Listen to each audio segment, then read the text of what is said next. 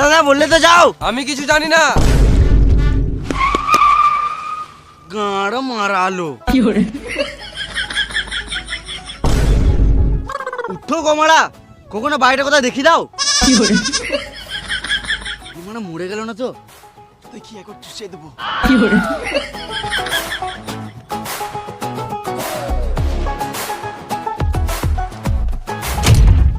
শুয়োরের বাচ্চা খোকন, পালাচ্ছিলিস কি কেন? মাথা আমার টাকাটা দে।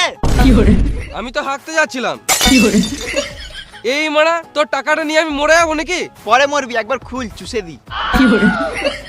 আমি একেই তো মন্টি মনে করে টাকা দিয়েছিলাম। শুয়োরের বাচ্চা আমার নাম ভাঙিয়ে খেছে।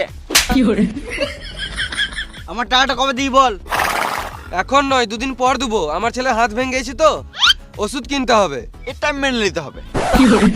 আমি তো ভুলেই গিয়েছিলাম। বেশ, তাহলে টাকাটা পরে দিয়ে দিস।